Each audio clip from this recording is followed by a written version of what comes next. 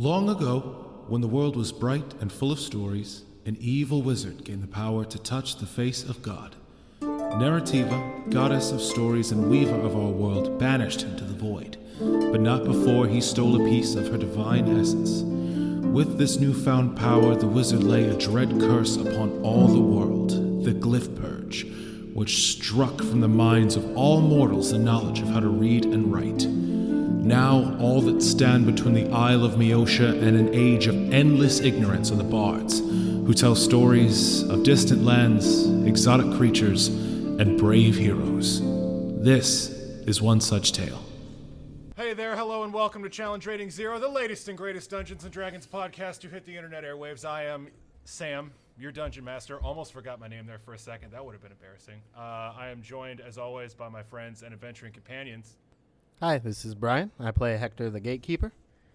I'm Beth. I play Rilla Longshadow. And last but not least, we have the man who calls himself Michael, but who we call Parker, Michael Parker, playing Zurback. Say hi, Parker. Hi, Parker. Fantastic. So, when last we left our heroes, Zurback, Rilla, and Hector, the Gatekeeper, were in the depths of the Briar Marsh, the fetid, deadly swamp dominating the southern tip of the Isle of Meosha. They were on an epic quest to, well, level 1 quest, let's be honest, to retrieve some antitoxin for the horribly poisoned members of the residents, I should say, of the village of Bramble, the first town that they ran into.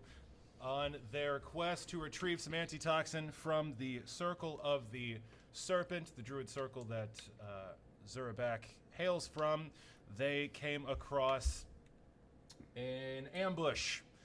I believe when last we left off, you had just been assailed with some poison blow darts that you all unbelievably and frustratingly absolutely did not get poisoned by at all, even a little bit. Boy, did I enjoy that part. And so now, to set the scene, the three of you find yourselves in the Briar Marsh. You are standing on a rare patch of dry ground, and not 30 feet away from you, emerging from a dense thicket of thorny bushes, arises three humanoid figures. One of them says, "Boy, I guess these ones are smarter than the rest of them, huh?" "Yeah, I guess they are." "Shut up, Rupee." You'll have to try harder than that. I drink poison stronger than that for breakfast. "Well, we'll have some more poison for you, I guarantee it." "Yeah, more poison." "Shut up, Rupee, I swear to God." The three of them are covered in these weird, like, ghillie suits made up of bits of the plant life around them. Leaves and thorns and vines cover them. As they draw themselves from cover, you can see a staff, this large quarterstaff that is just covered in long, sharp thorns on either end, and he spins it in front of himself very skillfully as he steps forward. One of them is a big, hulking lout. That seems to be the one that's called Rupee, and he has these tangles of vines covered in thorns wrapped around his fists like spiked gauntlets. And one of them, a more slender figure, is armed with a very large, long blowgun, and has a bandolier of these gigantic blowgun darts just crisscrossed over her chest. They all stand out of this bush, and let's go ahead and roll initiative, unless you guys want to, I don't know, have a chat with these fuckers that just attacked you. All right, rolling up initiative. Hector the Gatekeeper, keeper of the gates. What'd you get for your initiative? 15. 15. Okay. And Rilla Longshadow. 11. 11. And Zurback. Zurback got an 18 and Snake got a 20. Oh, that Snake. So quick to strike, like his He's namesake. got a +7. It's, you know. It's a little OP? Yeah. Just a little OP? All right, and the bad guy's got a bad number. So, they go last. So, first in the order is the powerful, swift, and deadly Snake, who gets to go first. What does Snake do, Zurabak? There are 3 bad guys about 30 feet away from you. There's one standing out front, looks like he's the leader, armed with a spiky staff. There's a big, huge, brawny one with some spiked gauntlets made of thorns, and there's a more slender framed one, seems to be a woman who is holding a giant blowgun. Snake goes out after the woman. Okay. All right. So, what is Snake's movement speed? A lot? A lot. Well, enough to get there with a charge attack. Gotcha. So Snake is charging over the blighted swampland and slithers up to this woman with the enormous blowgun, and I'm assuming goes to bite her with his fangs. Yes, he does. With Alright. Does he hit with a 14? A 14 is not quite enough to make contact with this bad guy. Poor Snake. He'll get him next time. Your Snake slithers over Or not. with lightning speed, charging straight at this woman wielding the blowgun, and lashes out with his fangs. They meet only this strange layered armor they seem to be wearing of vines and sticks and leaves and detritus. That makes it Zurabak's turn. Zurabak, you get to go now. What do you do? I cast Entangle. Whoa, there we go. Is this the first magic outside of the... Is this the first magical spell that's been cast? I don't know. Besides prestidigitation, I use that. I have not been paying attention. Okay. Yeah, maybe I'm paying too much attention. Anyway, so you cast Entangle. Why don't you tell us all about it? What does it look like? What does it do? 40-foot radius spread. Okay, so that's definitely all of them. All the plants in the area with durations 1 minute per level. It's so a minute. Yeah. Grasses, weeds, bushes, and even trees wrap, twist, and entwine about creatures in the area and those that enter the area, holding them fast and causing them to become entangled. Fan-fucking-tastic. So Zurabak draws upon his druidic magic, the power of nature, and all of the thorns and plants and all of the vines There's and a bushes reflex around save them. to not be entangled, but it'll Gotcha. still be difficult terrain. All right, what is the DC to not be entangled, sir? A stately 13. 13. All right, let's see if they get that reflex saving throw. He got it, they got it, and one did not. So, let's see.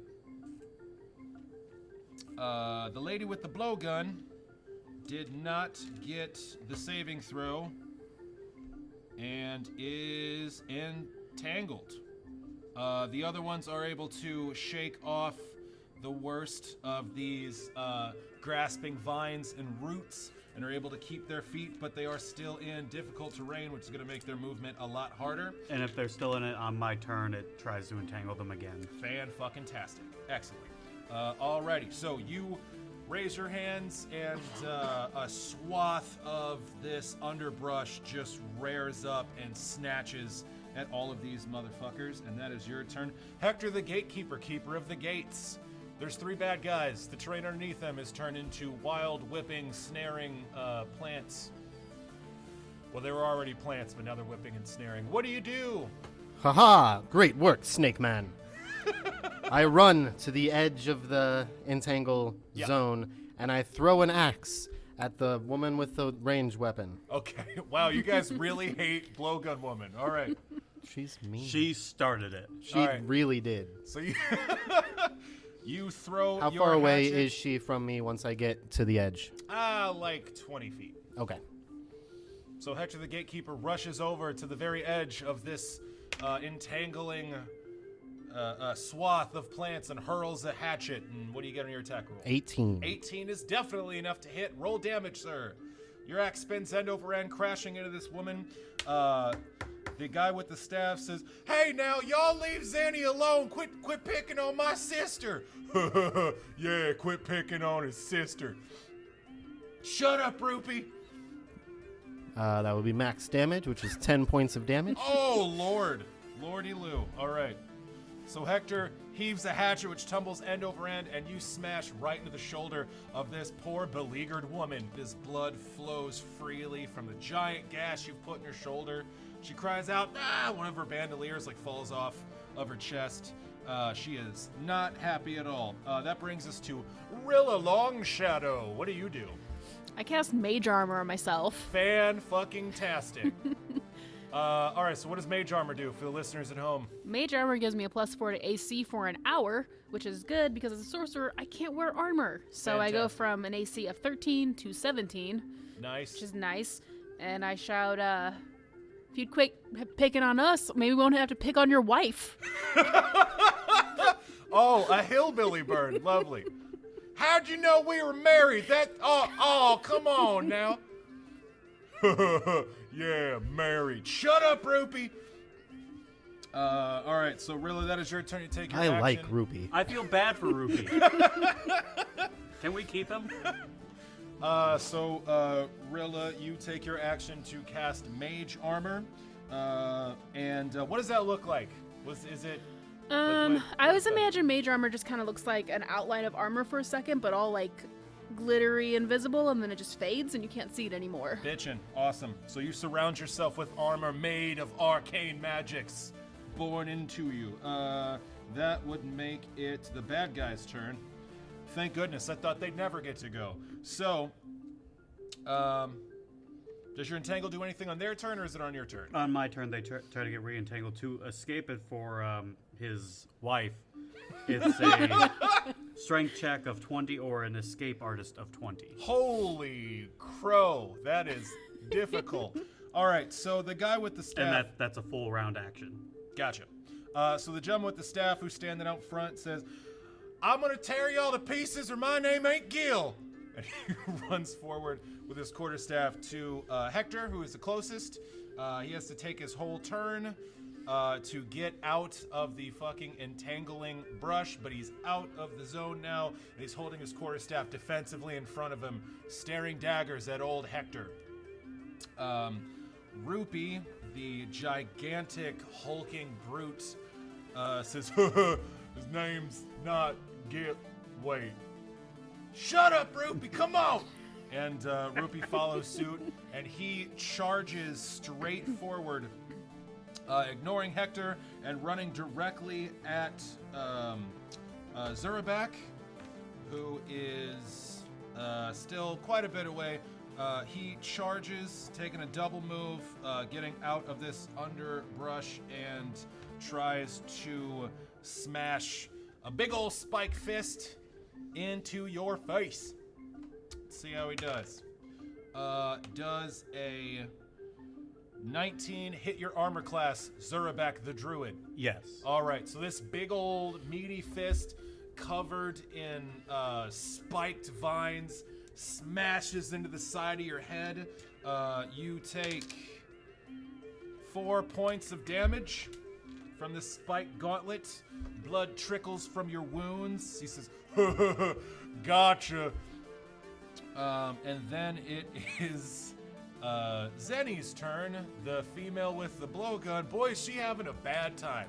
So she is going to try to roll an escape artist to get out of these horribly entangling vines. And nope, not even close. She had to get a 20? Yeah, not even 20 escape or 20 strength. Not even fucking close. She tries as hard as she can to position herself. You hear her like pop her shoulder like out of its socket to try to slip through these vines, to no avail. They just scrunch tighter. She is unable to escape or move, and that is her whole fucking turn. So there goes Zenny's turn. And finally at the end, we've got Sebastian. Sebastian has been lounging back, chilling out, looking at everything going on. He says, oh, I thought the people here would be a bit more civilized, like the fine folk in Bramble. It seems like there's... Do you often, he says to you, Zurabak, as if you're not, like, getting punched in the face. Zurabak, are there many humans out here that are this feral? Well, that is troublesome. As soon as Sebastian starts talking, this guy Gil with the quarterstaff that's standing right in front of Hector, he turns as if he's just seen him for the first time. He looks him up and down and says, "Hey, is that a bard? Is that, y'all got a bard with you?" Sebastian, like, puffs his chest up. "Why, yes, I am Sebastian Weaver, the bard of Everspring." "Huh. Well, that's a surprise. All right, y'all, we're gonna have to turn it up here a little bit. Hey, bard." And this guy Gil reaches up to the corner of his collar and he like pulls down some of his armor, showing this tattoo that he's got, like just underneath his collarbone, flashing it at Sebastian. What you see is a jet black spiral shape inside of a purple circle. He flashes this at Sebastian, and Sebastian goes fucking like gray.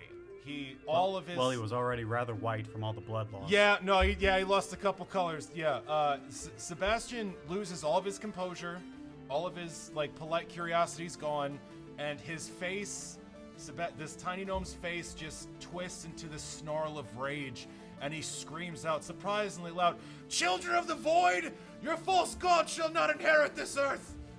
And Gil says, "Yeah, we'll see about that." And that's Sebastian's turn. It's Snake's turn. Helpful as always. Yeah. Yep. Snake once again tries to bite. He doesn't. Yeah, Snake tries real hard to like get in there and bite this Zenny, this woman that is all wrapped up in the vines, and your Snake's just, boy, too busy trying to dodge vines on his own accord.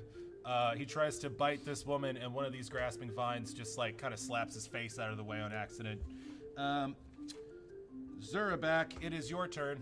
I'm gonna hit him with my stick. You're gonna hit him with the stick, folks. Who could have seen this coming? Got an attack with a short spear coming down the pike. Does a 24 hit? Oh, you bet your ass a 24 hits this guy's armor class. So you are staring down Rupee, this giant hulking asshole that just punched you in the face. You assail him with your short spear. 13 points of damage. Nice. An excellent hit. Where do you stab him? Good question. Probably somewhere on his body. Okay, yeah, you stab him right in the body, and boy, it hurts, and he does not see it coming. You hit him just all over the place. You stab your spear into his fleshy stomach, which is about as wide as like a wagon, and that brings us to Hector, the gatekeeper, keeper of the gates. You are staring down Gil, the guy with the quarterstaff covered in spikes. This guy who just showed your companion Sebastian this tattoo that just set him the fuck off. I draw my maul, Oh no, here it goes. and as I do, I say, "I don't know what it is about that sweet ink you have that made my friend upset, but I know that I must stop you." And then I swing my maul. You swing Now, your I am two-handed going- Super Mario Brothers hammer. Yes. Real quick, you can take an attack of opportunity because I am going to attempt a sunder here. Awesome. That means I am going after his weapon and not his person. Excellent, fucking excellent. Yeah. All right. So you raise your maul and try to snap his quarterstaff into kindling. He takes a swipe at you before you do, and does a 10 hit your armor class. It does not. Fan-fucking-tastic. This guy spins his quarterstaff in this like crazy, elaborate twirl, like a fucking, like he's leading a marching band, and he does not make any contact with you at all. And then you sunder. So we're gonna do opposed attack rolls, That we are. and let's see what you got. 20. Yeah, he got a 7. So you definitely beat him. Okay. Fan-fucking-tastic. So you raise your quarterstaff high, or your maul, high over your head, and you bring it down, and yeah, you hit his quarterstaff straight fucking on. For 13 points of damage. Oh, goodness. That's a lot. That might just be... Okay.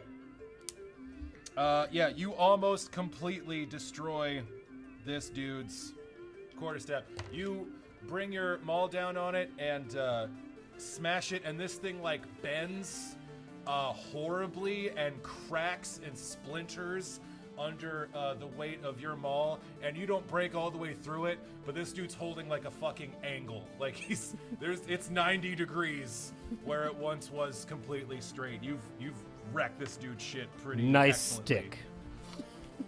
Do you got any cool fucking tags or shit just- talking? yeah, Yeah, he he just just did it. he He just said said it. nice stick. Oh, sorry. I thought that was you. Every time someone says something about a fucking stick, I assume it's Zurabek. My apologies. I do have a nice stick. He does.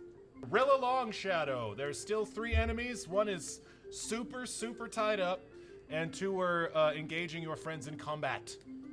So I get within 30 feet of the woman, and I shoot an arrow at her. Yeah, you do. Fucking pot shots. That's how we do it. You scud like a cloud over the floor of this swamp, knock an arrow and fire. 13? Yeah, no, she's fucking entangled as shit. Yay. Yeah, 13 absolutely hits. There's no strategy like holding your enemy in place away from you and then just shooting at him. I can hit now. 3 points of damage. 3 points? All right. That is pretty good. Does entangle hurt them at all, or just bind them? Binds them. Okay. So, yeah. She's got an axe in one shoulder. You fire your arrow, and you just, like, score the side of her neck as she's trying to break out of these fucking vines. Don't worry, guys. I got this one. Yeah. This one should be fine. Yeah. Yeah. But yeah, you score the side of her neck, and blood trickles down onto the vine. She's trying to escape, and it's the bad guy's turn again. And the bad guys are going to attack you motherfuckers. So Gil looks at you with his quarterstaff, fucking bent in half. He's like, "You dirty mother..." All right, and he snaps it over his knee the rest of the way. And now he's holding like 2 fucking eskrima sticks, like covered in thorns, and he swings at you twice with each of them. Because it is the stick. Let's see.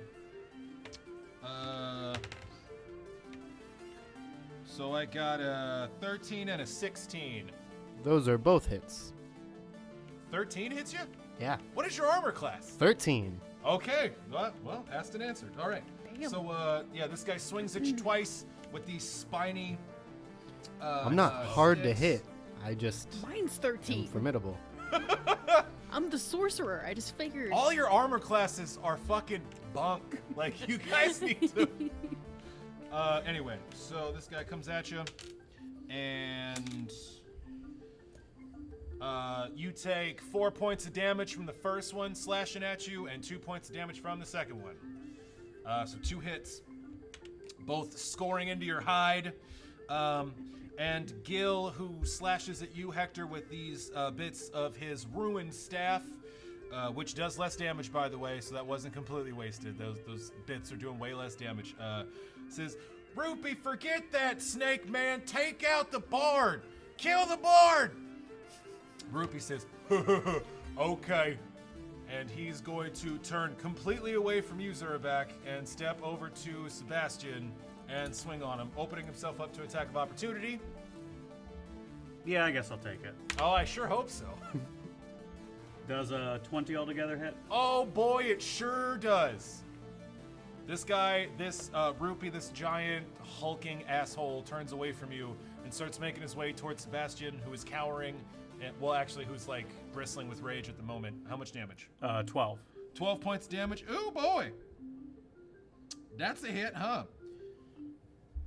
All right, yeah, you give this guy quite a fucking blow. You stab him right in the back the second he turns away from you, and you get him solidly in the ribs. He starts wheezing a little bit, and blood starts getting coughed up onto his lips. He's not down yet, though, and he lumbers over and raises a big fist and swings down at Sebastian. And no fucking way. Sebastian is barely able to duck out of the way of it. Sebastian falls backwards out of the way of this blow. This guy puts his fist into the dirt where Sebastian was standing. Sebastian falls backwards. Oh heavens! You won't frighten me this time. I've got heroes to defend me and to strike down your darkness. And Sebastian, on his turn, is going to, oh wait, Zenny gets to go. Whoops, I forgot about that woman that's all tangled up in them vines. Yeah, it's a good thing I did. She does not escape. She's stuck. That does not change. Sebastian, having evaded this blow, reaches into his pack and draws out a small harp that seems to be incredibly well made. It sort of shimmers in the thin light coming down from the overcast sky, and he starts playing a song right in the face of this gigantic asshole that's bearing down on him, right in the middle of this fight. He has a name. He starts playing Rupee, forgive me. God, crowd favorite already. All right. He starts playing a song, and this song radiates out over this entire battlefield, over this whole melee. And you guys have heard fucking Sebastian play music before. He does it all the time. He's a fucking bard. But this time you feel enervated. This music catches your ear and sort of lifts your spirits. It sort of steals your resolve. This bard has just used Inspire Courage. Each of you gets +1 to attack and damage rolls for as long as you hear this song. So congrats. You have been buffed by the Party Bard. Party Bard, what? That makes it Snake's turn. Snake is going to still attack Zenny, I assume, who is the woman stuck. Yes. Okay, fantastic. He has a 1-track mind. Does a 19 hit? A 19 sure does. Yes, it does. For 2 points of damage, and would you like to roll a DC 11? Oh, I Fortitude always save? love to roll the fortitude saves. Oh boy, that's a 17 on that one, bud. Yeah, so she doesn't take con damage, but she Okay. takes 2 points of bitey. Gotcha. So Snake finally gets a hit in, tags this woman on the shin, and boy, that poison flows through her. A taste of her own medicine, but apparently this hillbilly's just real well versed in poisons, and it has no effect. But she goes, "Ow! Get this fucking snake off me!" Zurabak, it's your turn. Rupee is menacing your not friend, obviously. No, you're the guy that is traveling with you, Sebastian, who has just started playing some music that, man, is just really getting your goat. I suppose I'll move over to poor Rupee and stab him. Okay, I know this is gonna be hard for you. I know you guys are real close. Somewhere in the 20s, I assume hits. Yeah. 23? Yes. There's those killer math skills we always come to expect from Parker. Yes, 23 does hit Rupee. Roll your damage, sir. 14? Is that including the +1? No, it is not. And also, 24 I guess to hit. Yeah, I would have had a +2 to hit. For flanking, too, I guess. Yeah, technically, yes. So you super, really good, super hit him. So 15 points of damage. Oh, God, 15 points of damage. Yeah, you send your spear directly through Rupee's back and straight out his chest. He sags, his great weight almost ripping the spear out of your hand as his body crumples to the ground. And as he falls, you see on the other side of him, Sebastian is fucking covered in his blood. He is just covered head to toe in Rupee blood. Rupee sags to the ground, and Sebastian's just completely focused, eyes glazed over, still shredding this fucking harp. Not missing a beat, but he is dripping with blood. Disappointing he's not reacting, but you know. He's in the zone. He's in the pocket. All right, Zurabak's turn. Rupee has fallen. Seeing this, Gil and Zenny both cry, "No, brother! We're gonna fucking kill you, assholes!" Hector, the gatekeeper, keeper of the gates, it's your turn. I look Gil dead in the eye and I say, unlikely. And you break his other sticks? Does a 25 hit? Oh boy, it sure does. Yes, it does. 17 points of damage. Oh, Oh my god. goodness. That was gracious. Mariox Okay. The +1. with a +1. Yeah. Oh gosh. So, this is the first time Gil has been hit, but boy was that a fucking hit. You grace your maul, and you just sideswipe. Where do you hit him? He's not down, but like, what were you aiming for? I mean, center mass. Sure, so probably sure. like arm. Yeah, Is where you it lands. smash this dude's elbow into his rib cage. This dude like folds in half over your weapon as you follow through with your swing. He goes, ugh!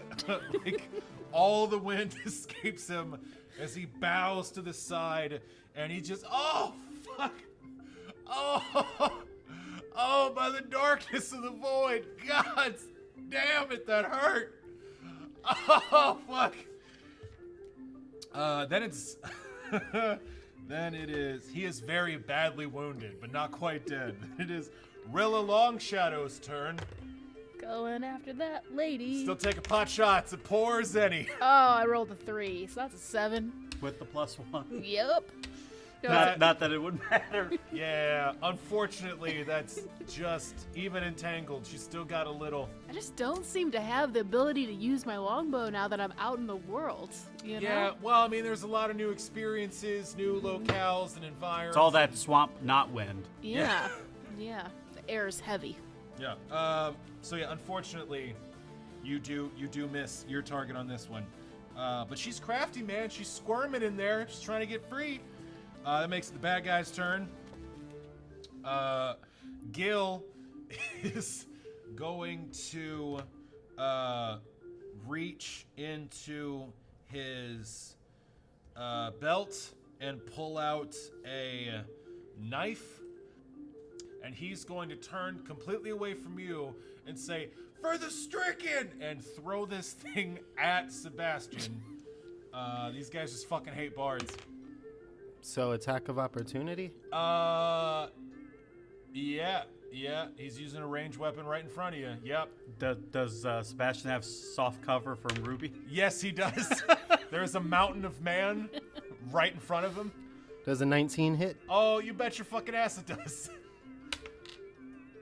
And that is 13 points of damage. Oh, absolutely fucking demolished. Yeah, you take this guy right out. You bring your hammer down, I assume on his face, like Yeah. where. Yeah. Yeah. You. So this guy pulls out this obviously poisoned like wooden knife, turns and goes to throw it at Sebastian, screaming this cry to the stricken, and in the middle of it, like in the middle of his wind up, this guy's got like one arm out to guide. He's just about to like throw with his other arm. You bring your maul down directly on the crown of his fucking skull, and you Gallagher that dude's head everywhere. Fucking splatter squad, bits of bone just go flying all over the place. I guess his name wasn't Gil after all. That's very good. That's very good. Yeah, you splatter that dude. Which leaves, as far as bad guys are concerned, a very concerned Zenny, this woman with the blowgun with gradually widening eyes, accumulating wounds from various sources, is going to try desperately to escape this entanglement one last time. And doesn't get it. She's just struggling. "I'll kill you bastards! I swear it! As soon as I get out of here, you'll never take me alive!" And that makes it Sebastian's turn. Hey, do we need to know where she like lives? Do we need to find her home? I was going to ask her to surrender herself, but she seems insistent that she not. So that makes it Sebastian's turn, and Sebastian is still in the pocket. He is playing music, strumming away, making that beautiful battle music that is inspiring your courage. Just deep in the pocket. It is at about this time that you guys notice two weird things happen. One, a shadow passes over all of you. This whole clearing, this whole weird little spot that's been dammed up, this shallow pool with this enormous hippopotamus carcass just wallowing, half submerged in it. I don't know if you guys remember that part. So a shadow passes over all of you. As the shadow passes over you, you all get a small twinge of fear. It's weird, primal, it's instinctual, you're not really sure where it comes from. And then 2 seconds after the shadow passes over you, you hear an enormous, resounding, deafening roar and the rush of wind like you've never experienced.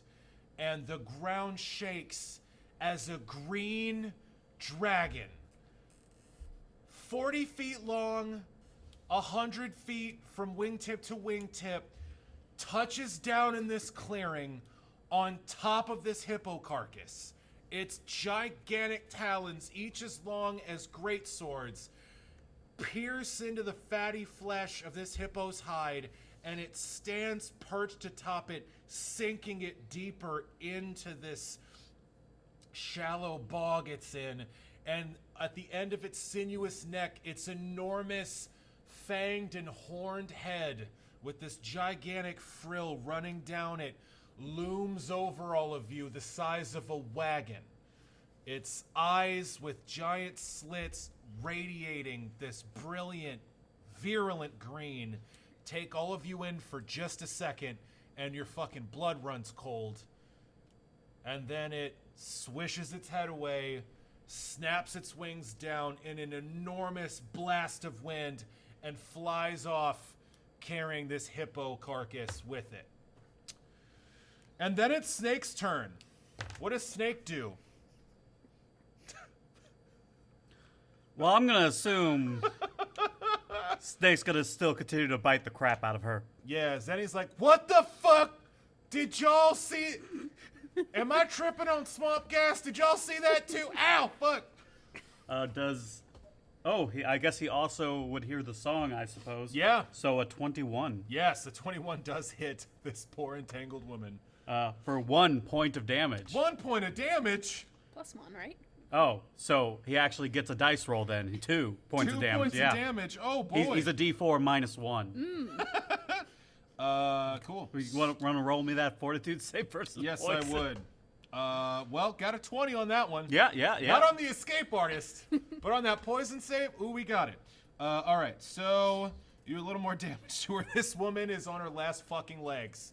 She is not looking well. She's struggling, but with way less effort. She is sagging against all this plant matter that's just got her wrapped up. Her will to fight is quickly leaving her. That makes it Zurabak's turn. Zurabak, you're standing over the corpse of your dead best friend, Rupee. You had to do it, but boy, you're not happy about it. It's your turn. What do you do? Well, I suppose I just push Rupee off into the swamp. Just into the water. Sure. To be one with the circle of life. Or whatever eats him. Right, absolutely. Yeah. And anything else? Nah, that sounds about right. Cool. Roll me a strength check. He's a big boy. He's a big boy. 15. Yeah, you push that motherfucker right into the swamp. Let's hope he already bled out. He floats for just a moment and then starts to sink. Hector the Gatekeeper, Keeper of the Gates, it's your turn. There is one enemy left, wrapped up in various vines and shrubs. Fucking dragon just came in and left. That was weird. Apparently it was hungry. Just a little bit of the ecosystem there. I will deal with that psychologically later. Noble hill woman. Would they still be called hillbillies? What do you want, mountain goat? Swamp Are Bill? you sure that you do not wish to surrender? You are defeated. Your brothers and husband are dead. You will be soon enough if you don't surrender. Now you look here, mountain goat, all right? We were given orders by the Lord Deceiver themselves to come down here and make sure that the folks in Bramble and the druids of the circle of the snaky snake don't get along, all right? Throwing axe it at her. Cool. Go ahead and ask her a question. It's a bad joke. Does be worse. a 13 hit? 13 does hit. 7 points of damage. Okay, 7. Yeah, that'll just about do it. With that final axe, you launch your throwing axe, and man, you hit her right in the heart. You just cave in her chest, right in the solar plexus, and she goes, for the stricken, y'all. And slumps over dead. Damn it, Hector! I said I had it. Sorry. Yeah, so she slumps over. Sebastian kind of shakes his head, stops playing this beautiful music he was playing, and then he looks at his hands, and with a shaking hand touches his face, pulls away and says, "Ah! Ah! Ah! Oh no! Oh, it's all over me! Oh!" He rushes over to Zerback chuckles. Yeah, he rushes over to the nearest bit of water in the swamp and starts splashing swamp water on his face. And he's like, "Oh! Oh! Oh! Oh no! Oh no!" He freaks out for a moment. Eventually, he calms down and says, "Well, I'm certainly glad that's over. I got very angry there for a moment. I'm very sorry you had to see me like that. It's these hillbillies, as you call them, were no such thing. These were monsters. These were servants of the stricken. That's what that tattoo means. That's what that symbol represents. The Church of the Stricken. You all know the story of the stricken, right? Dragon. Wait, there was... What about a dragon? I point in the direction it went. Yeah, there's still a silhouette of like a big-ass green dragon. You can still see it over the trees. Like, was that dragon here? I point where the hippo was. Yeah, it ate the hippo. I was playing, I didn't... and he passes the fuck out. He just faints. Congratulations! You win! And evaded a story. No lessons today! The three of you are standing... I retrieve my axes. I whistle for Snake to stop biting her. I get my Yeah. arrows, and then we loot the corpses like we always do. Yes. Yeah. Except for, I guess, Rupee. He's one with the swamp now. You find a couple doses of scorpion poison. He's making You find 2 doses of scorpion venom This will be poison. good for proof. Or no, shit. I totally Is it fucked that up. I scorpion? apologize. Rattlesnake. Rattlesnake venom. rattlesnake. You find 2 vials of rattlesnake venom, and you also find a couple bags of these caltrops.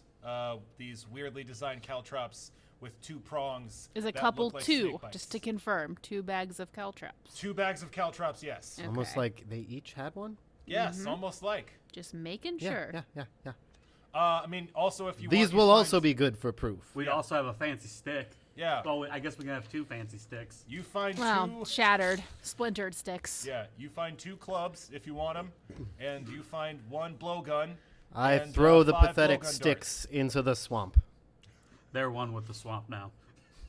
Yeah, and you also find on Zenny, not a tattoo, but an amulet depicting the same symbol that Gil had tattooed just beneath his collarbone.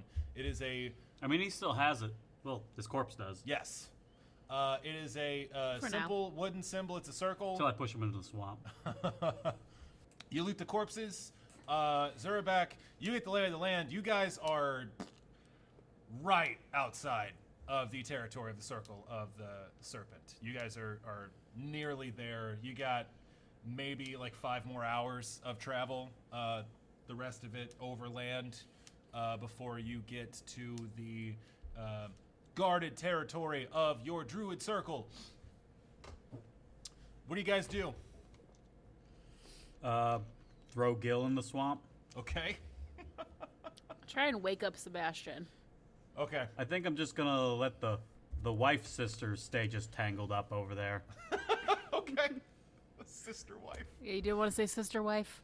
So really, you wake up Sebastian? Yeah. All right. You give him a little shake or a slap or... Splash some swamp water on his face. Zurbag giggles.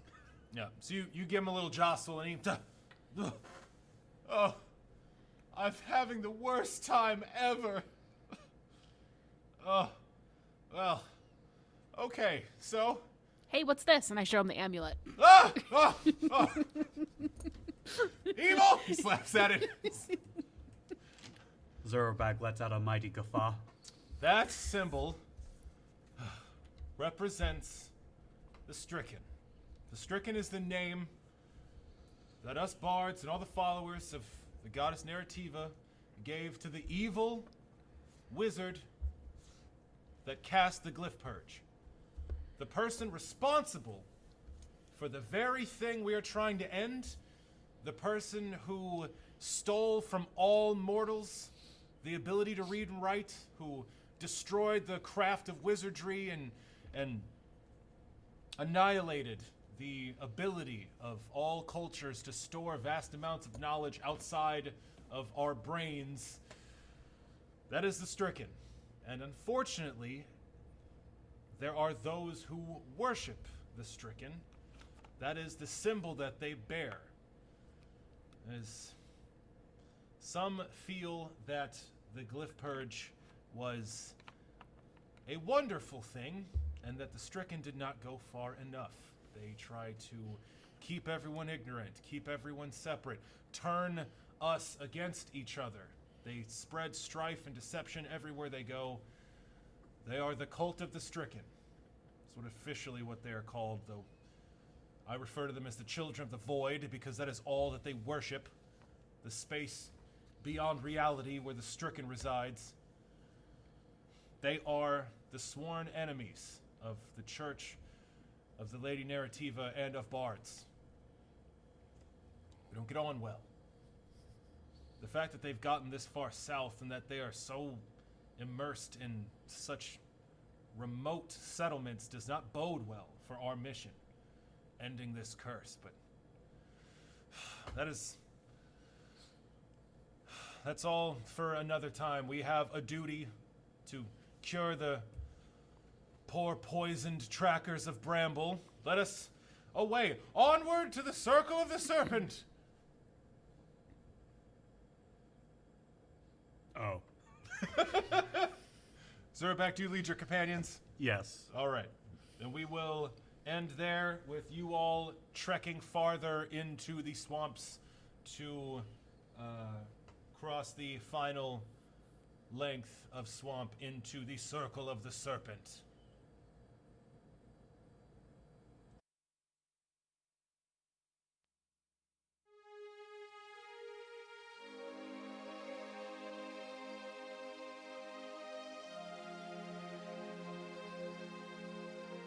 Good evening, ladies and gentlemen, and welcome once again to As the Dice Turns, the podcast after the podcast, where we take a deep dive into our characters' psychology, their motivations, their fears, and really get an inside look at what they're thinking, what they're feeling as our campaign goes on. In this segment, we like to ask each of our player characters a question and see if we can't get some truth from them. This time, we will start with sort of a softball. Sharon put this on here. I'm not exactly sure why she thought it was a good idea. Or salient, Sharon, if I must say, but it's fine. Sharon works here too. Today's question is, how did you acquire your pet? Or familiar or animal companion, however it applies to you. You all travel with and fight with animals, and Sharon is curious how you acquired them. So for her, we'll do this one. This time we'll start with Hector, the gatekeeper, keeper of the gates. How did you acquire your companion book, the dog?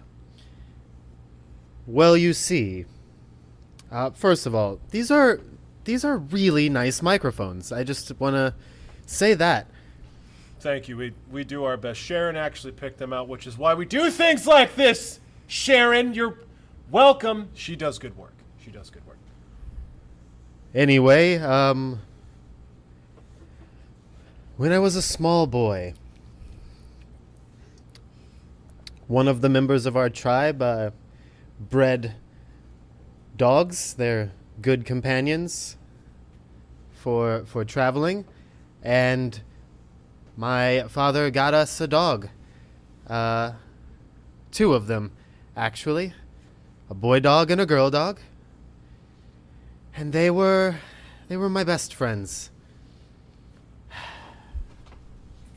Anyway, I got the eldest of the litter and I named him Book. Ah, The end. well, a simple enough story, I suppose. They can't all be epic adventures to gain the companionship of a mythical beast. That's a lovely, heartwarming, down-home story. That's very good. So Book is the oldest of the litter of the dogs you grew up with. Yes. Fantastic.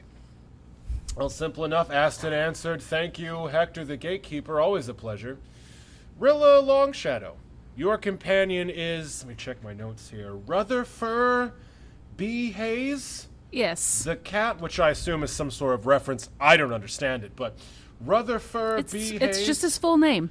Understood. How did you come into contact? How did you acquire? How did you meet your familiar Rutherfur? Well, I suppose in a slightly similar fashion. So we, on occasion, get traders that come to our village. It's very rare. But there was one from a place called Maine. And he had a pregnant cat. His pet cat had and it gave birth while he was visiting us. And my aunt actually purchased a kitten for me. Probably because my parents were no longer around, as a gift. And that's how I got Rutherfur. Well, that is a lovely tale. And at what point did you use your sorceress bloodline to imbue Rutherfur with your arcane magical abilities, enhancing its senses, strength, and intelligence? I was already exhibiting those when I got Rutherfur, so immediately. Oh, wow. So while he was a very small little kitten. So he sort of just synced up well with your magical stylings at the time. And Yes. has grown much more powerful than lesser cats after becoming And your much familiar. larger. Yes. I've heard tales of Maine. I think Sharon, you're from Maine? Sharon? Yeah, Sharon's actually from Maine. I've heard tell of it. Enormous cats. I hear they worship cats there. Is that true? Yeah, I think it might be, actually. Interesting. I'd love to visit someday. And last but not least, we've got the druid Zurabak. Zurabak, your companion is the snake that you've so eloquently named Sanake? Is that how you pronounce that? Sanake? Not at all. Oh, Snake. Right, your snake is named Snake. Forgive me. How did you come into contact with, how did you meet Snake? Well, I was in the swamp, Yes, stuck my arm in the water, yes, grabbed him. yes. He bit me. I bit him. And I threw him in a sack. Right. Well, that's quite a harrowing tale, full of adventure. So you each bit each other, and then you decided to just take them home with you in a burlap sack? That is correct. That is fascinating. And so Snake just decided to follow you afterwards of his own volition? Is Snake following you because it wants to? He still bites every now and then, Sure, but I just bite him right back. Absolutely. I suppose he wants to express his individuality and let you know that it's his decision to follow you. He's an animal companion, not a servant or a familiar. Fascinating. I didn't realize that you had such a contested relationship with your trusty serpent companion. Well, that was lovely, quite revealing. A little pedestrian, perhaps, for some of us. But, Sharon just loves animals, don't you, Sharon? Anyway, thank you once again for listening to As the Dice Turns, the podcast after the podcast, where we unpack our players' characters' strengths, their weaknesses, their fears, their hopes, and their personalities, and take a deep dive into who they are as people. Sharon and I would like to thank you as always for listening to this segment. We take a lot of pride in it.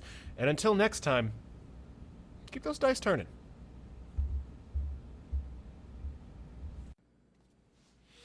Hey folks, thanks for stopping by, listening to our little show. We really appreciate you. If you like the show, we ask that you show your appreciation by liking, sharing, and subscribing when and where applicable. You can find us on Facebook at challenge rating :ZER, the number 0. You can email us at challenge rating ZER, the letter O, because we like to mix it up, keep it fresh, at gmail.com. That's challenge rating ZER, the letter O, at gmail.com. We're also on Twitter at challenge _ZER, the letter O. And we actually have some things to promote here at the end, which is a nice surprise and a nice change of pace here. So our friends over at Blinders Off, which is another locally made and very, very good podcast, way better than this one. You should listen to that. These folks are incredibly good podcasters, and they are doing a podcasting class. These folks actually taught me everything I know about making a podcast, and they are offering listeners to Challenge Rating 0 a special offer. If you sign up for one of these classes and purchase your tickets on Eventbrite, you can use the coupon code CAST, that's C-A-S-T, to save 10% on your ticket purchase. You can find Blinders Off anywhere you can find podcasts: Stitcher, SoundCloud, Google Play. I like to listen to them as often as I can. They have a Facebook page. These intro to podcasting classes can be found on the events tab on their Facebook page. You can also find them at blindersoff.show.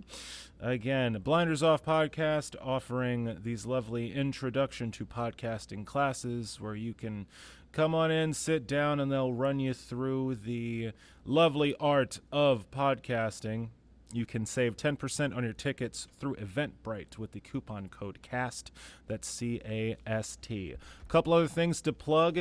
Yours truly, Sam, your Dungeon Master, is going to be running an event at Apotheosis Comics here in lovely St. Louis. We're doing a little event called Drinks and Dragons, where I will be running a short adventure paired with a local craft beer. If you have any interest in checking that out, you can find that event on our Facebook page.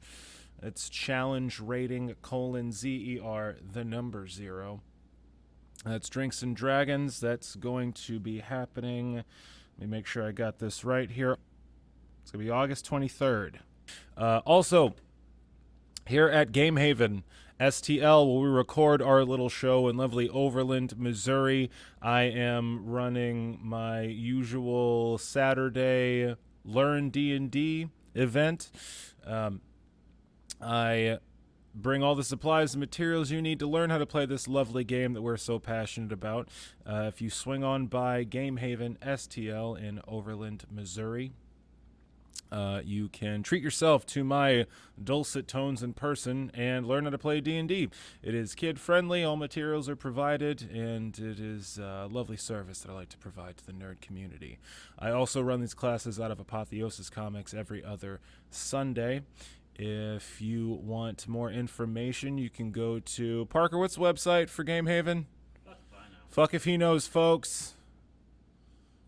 Find them on Facebook at Game Haven STL. Also, the Challenge Rating 0 Facebook page has these events listed on it. Follow these lovely businesses because they're well worth your time and safe havens for nerds just like you and me. Once again, thank you so much for listening to Challenge Rating 0. It means a lot that you folks have deemed us worthy of your time. We have plenty more adventure to come. And, thanks for lending us your ears.